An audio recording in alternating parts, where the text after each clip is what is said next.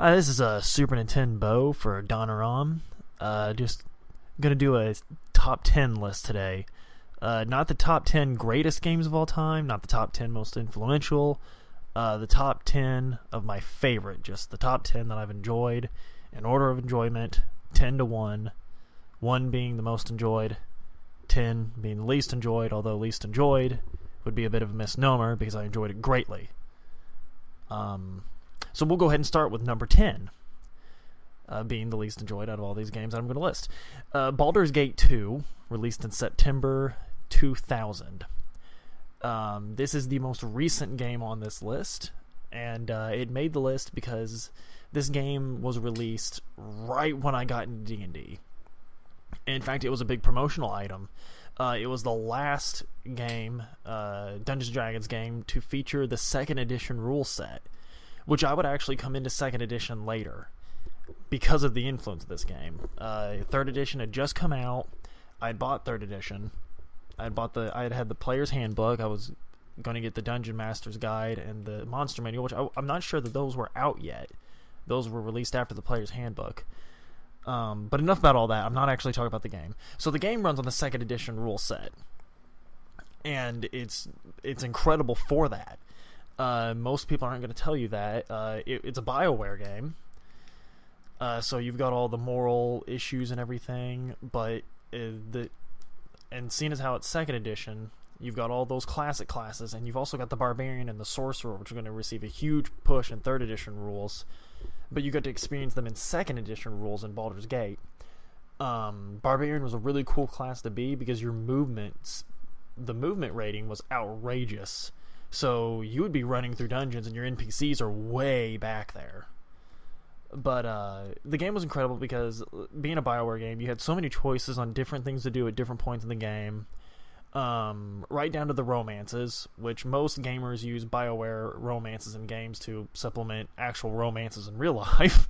But it was kind of neat at the time because in 2000 you didn't see that a whole lot. It's kind of quaint in games now, but it was kind of neat. I mean, right down to the girl you banged in the game, you chose. I mean, so many choices for 2000. But really, it was the 2nd edition rule set that really set this game apart. Because you could do anything. The kits in the game, which was an old 2nd edition thing, they changed that to the prestige classes on 3rd edition. But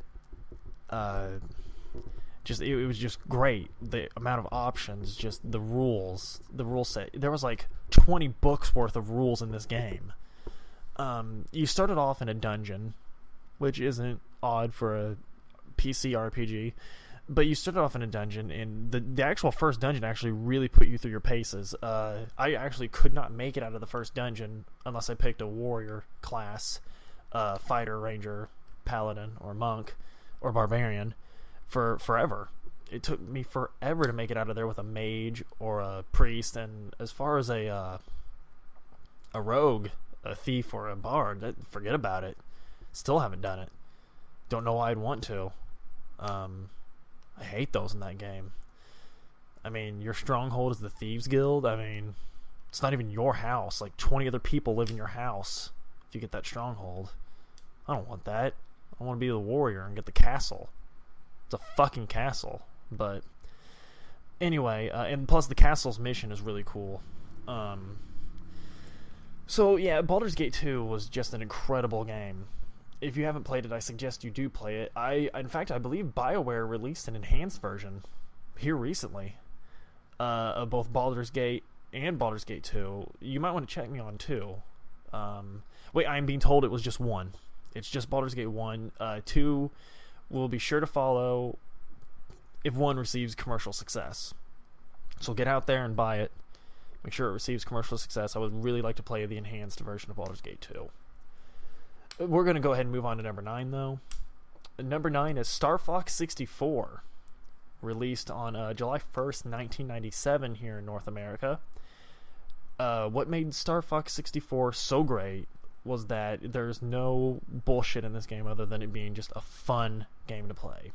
Story's not that complicated. Andros is back. Lilac System's in trouble. I mean, it tries to get heavy for a Nintendo game at the time. Fox's dad at the end, but basically, this is just a fun game to play.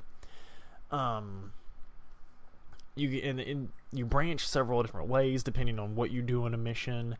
You've got 3 different vehicles. You've got the Landmaster, the submarine, which I believe was called the Seamaster, and you've got, of course, the R-Wing.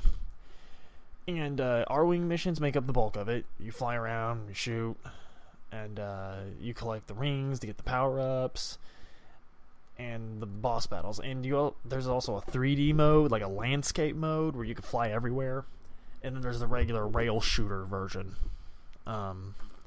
Most time when you're in that 3D mode, it's a boss battle. There's a couple of levels, like Sector something. I don't know. There's Sector X, Y, and Z. I think it was Sector Z that was in the 3D mode. But this is just a fun game. Really not even anything else to say. It's just pure 100% fun. So we'll go ahead and move on to number 8. Number 8, definitely beyond the shadow of a doubt, Phantasy Star 4 for the Sega Genesis, released in February of 1995. One of the most overlooked console-style RPGs of our time.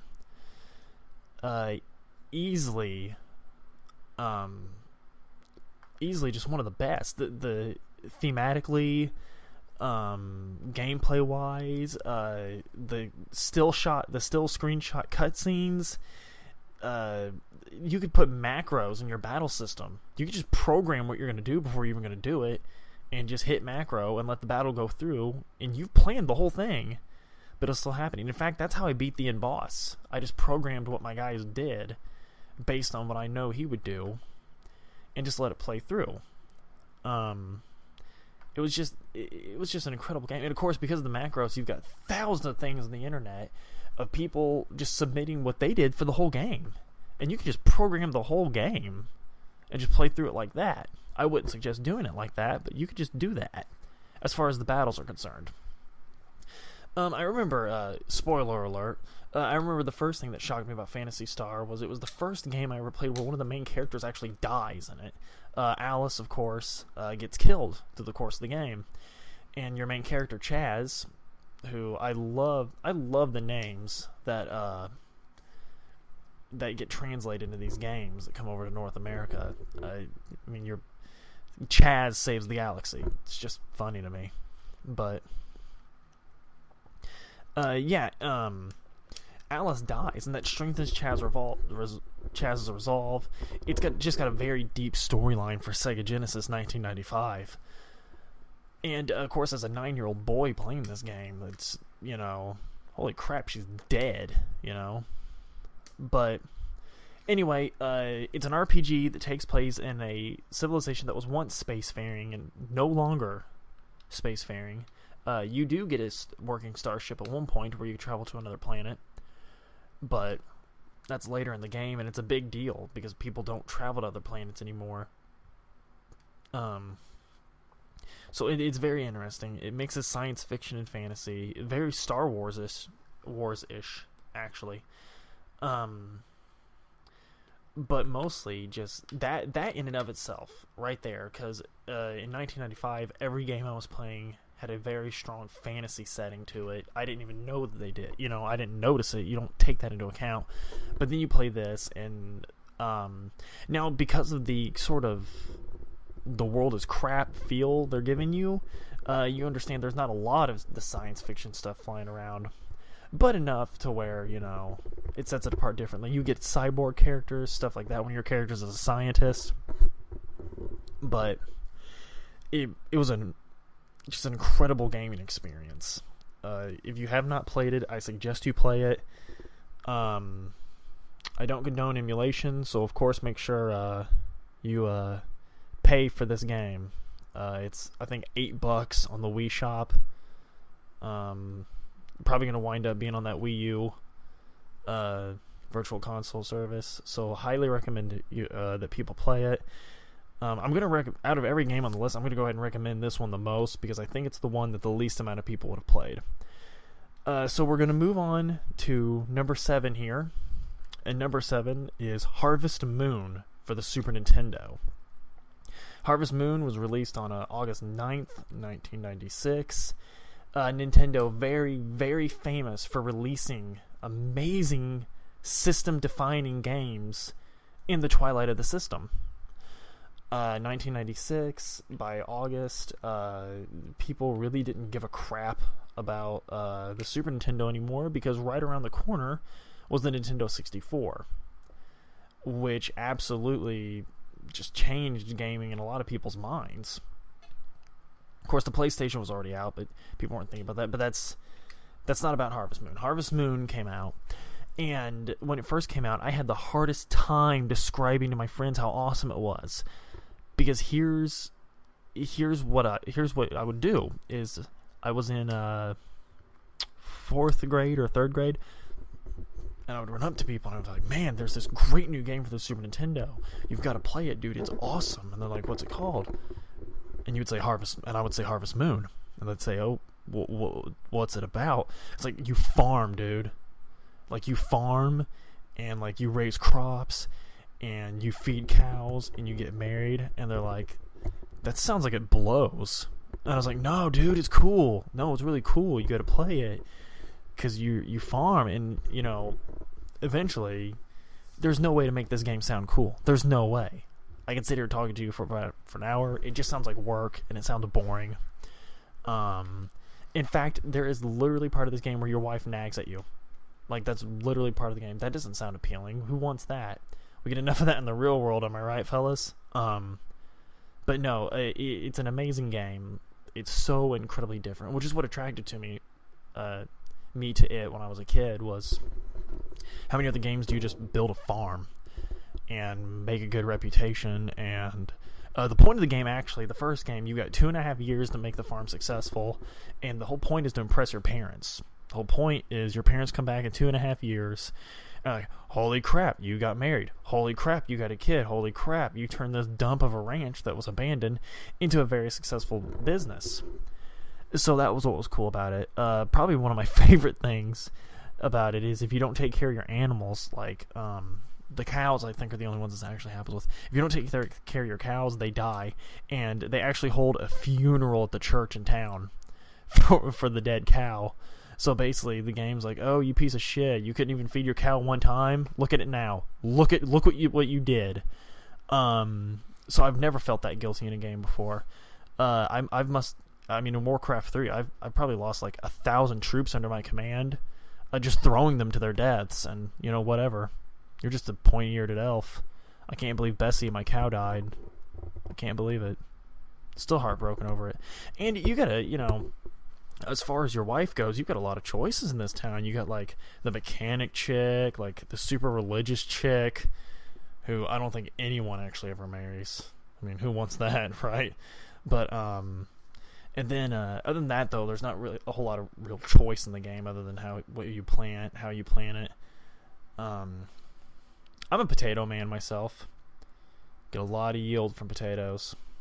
But anyway, that's Harvest Moon, and it's another great one. Here at let's see, where are we at? Number 6. Here at number 6, we have Sonic the Hedgehog 2, November 24th, 1992.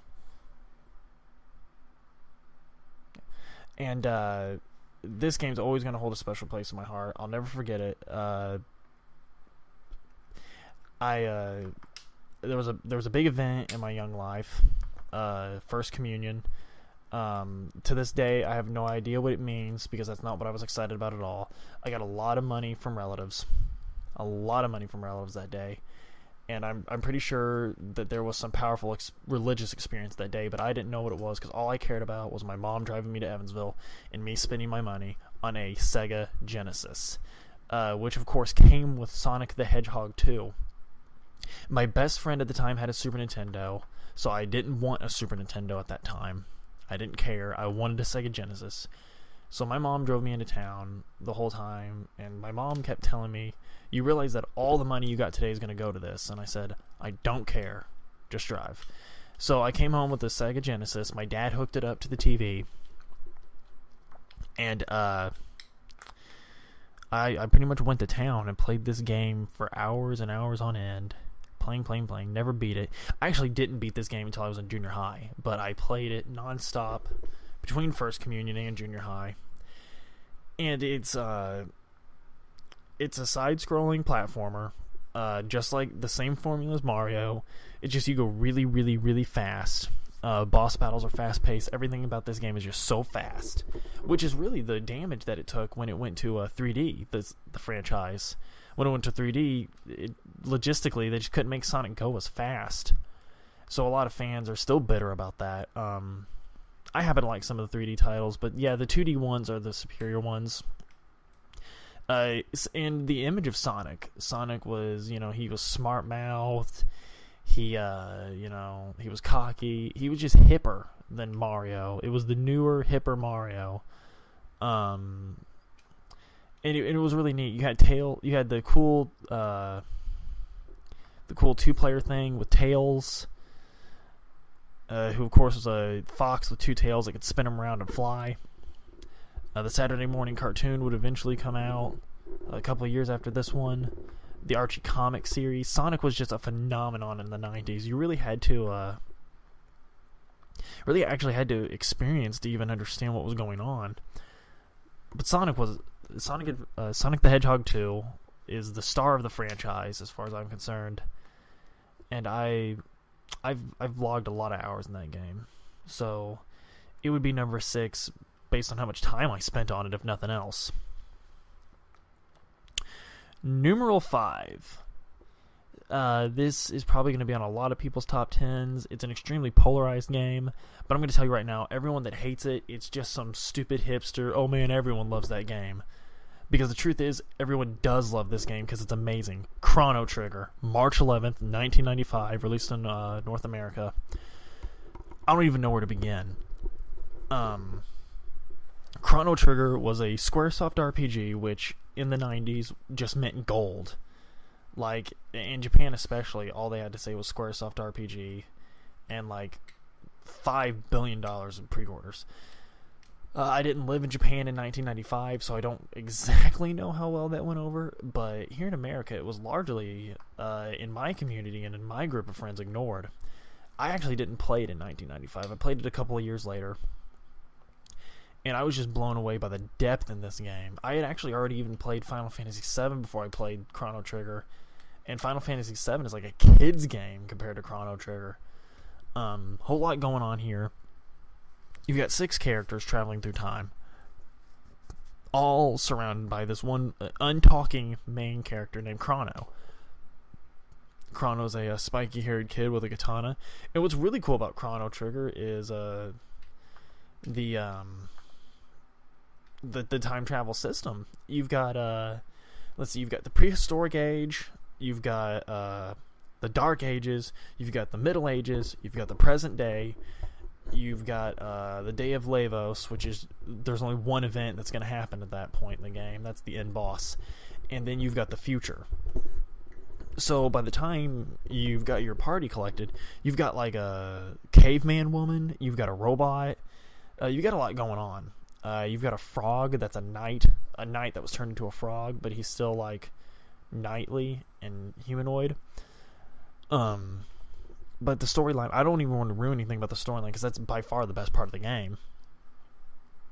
But gameplay-wise, one of the coolest things about this was normally in an RPG, you just go through your character's turns just hitting or using their magic.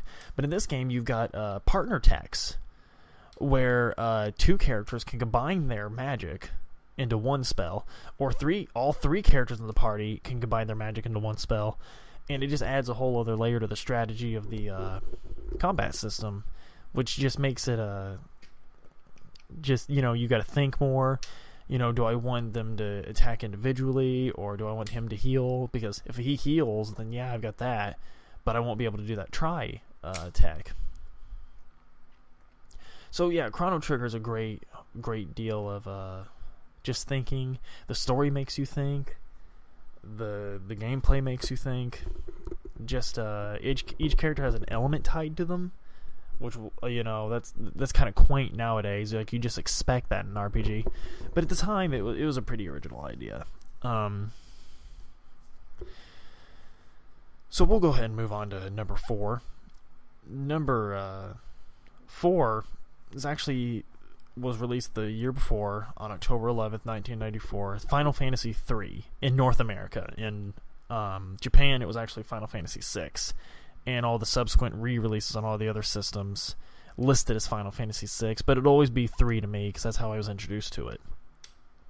Final Fantasy III is a little different in that it's not in a traditional like fantasy world. It's more like a second industrial revolution, kind of an Edwardian era Final Fantasy. And so you've got steam engines and stuff like that. It's almost steampunk. People use steampunk. I'm very hesitant to use the word steampunk to describe the setting because it doesn't really do the game justice. I don't even know who the main character of this game is. I mean, there's just so many different characters that it follows through so many different points. The character that's represented as you walking around actually is up to you. You can make it any character you want. So it's really neat. I prefer to think that Locke is the main character, just because I like Locke. But, you know, who knows? Could be Terra. Could be Edgar. You don't know. But, yeah, you've got the active time battle system, which, you know, that's been in Final Fantasy for a while by the time this game came out. But each character, it was one of the... it's really neat, because when you look at 7, the game after it, every character, due to the materia system, every character is almost the same. Sure, they got different limit breaks, but not really. But in 6, or 3 as I refer to it, every character was so different. They had different classes and they had different techniques. Who you had in your party really mattered. It could make or break whether you were going further in the game. And it was a very darker Final Fantasy, which was kind of neat at the time. It featured a secret character, of course, the ninja Shadow, and it was just so neat. There was so much to this game, and the game is just huge. It's gigantic. It seems like it takes forever to beat it, which is cool. Which nowadays, you know, or used to, RPGs are going back to being pretty short. But in the PlayStation 1 era, it was not unheard of to log 90 hours on an RPG before you finally beat it. So at the time, the Final Fantasy III's extreme length kind of set it apart. It was just the strategy in the game, the exploration, the two world system. Like, if you open a chest at this point in the game, when you come back to it later, well, since you opened it before, it was going to be a more powerful item this time, but it's gone now. So just deal with it. So literally every single step you take in the game, you got to think of that stuff like that. So it was just really neat. It was the high watermark of the Final Fantasy series. And we all see where Final Fantasy is now. And none of us that are sane are happy about it. But moving on to a series that by all means should have just been dead in the water long ago, but it's still going strong forever. Number 3, Super Mario 64. September 26th, 1996. This was the release of the Nintendo 64. I was very excited about the Nintendo 64. All my friends got one before I did. I didn't want to play out of spite. I just didn't want to even touch it out of spite. I wanted to play my Nintendo 64 first. So I finally got one. Mom and Dad finally got me one. I was about... I was 9 years old. I was on my way to being 10.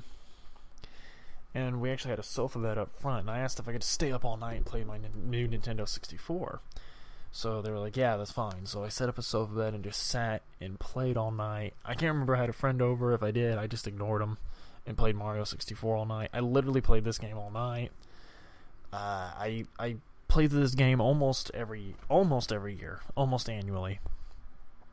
This was the first successful implementation of a fully 3D rendered world in a platformer, and it just works seamlessly. The first time it should have failed. It should have been an experiment, right? But they just nailed it. So we've got Mario jumping all over the place. It's he can jump in every direction. We've got him shimmying along walls. We've got him doing ninja wall jumps to get up to certain places. He's got a hat that gives him wings that lets him fly. We've got boss battles where you could duck and roll behind people. Beating Bowser, you've got to grab him by his tail, swing him around, and throw him like a sack of taters. It's just an amazing game. There's so much going on. And it was just...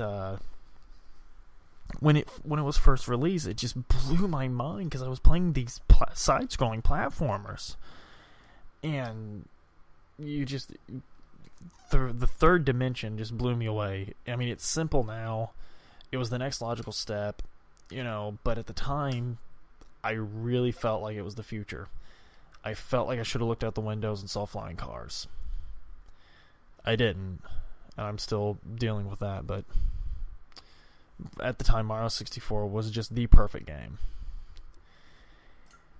And speaking of perfect games, 2 years later in September, on the 30th, Pokemon Red Blue would be released.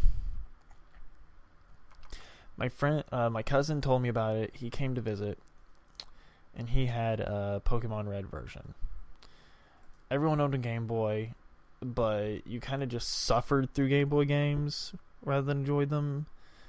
I didn't really enjoy a lot of my Game Boy games. Well, my cousin came over. He had Red version, and I said, "What is it?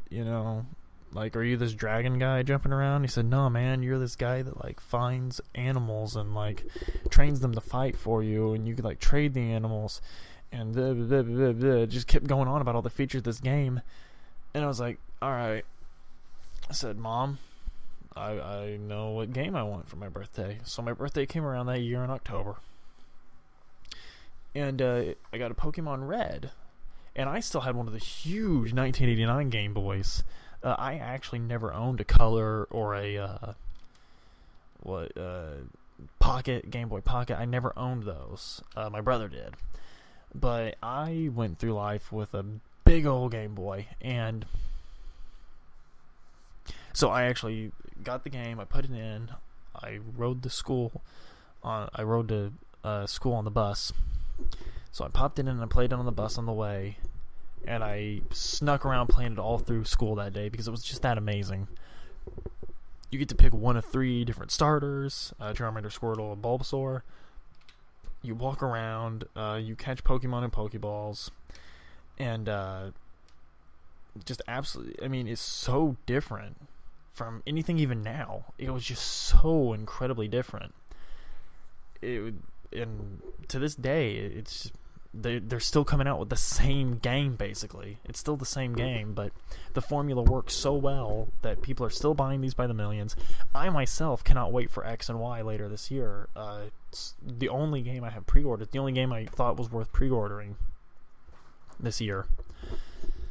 So, in Pokemon, there's a lot more going on in Pokemon than people think. You don't just catch a Pokemon. I mean, you can do that. I prefer not to do that. I catch several different Pokemons of the same type. Like several different Rattatas. Look at the best stats. Throw the other ones out. Keep the best statted one. And go through the game like that. Maxing stats. Things of that nature. And that's another thing that's great about it, is this can be a simple game. You can play it as simply as you want, or you can make it as complicated as you want. This could be as complicated as professional StarCraft, or it could be as simple as Super Mario Brothers. It's up to you how much you want to put into the game, and you'll still get the same amount out of it. There was trading. There was Pokemon that could only evolve through trade. There was... In fact, I read some years later that the guy that made the game actually got the idea because he saw 2 kids playing Game Boy, and they had a cable connecting them because you could play some 2-player games with the cable before Pokemon came out. And he actually saw an ant crawling across the cable, and he started thinking of bugs. And of course, certain bugs, like a caterpillar, will eventually turn into a butterfly. That's where Pokemon Evolution came from. Stuff like that. So, yeah, it just...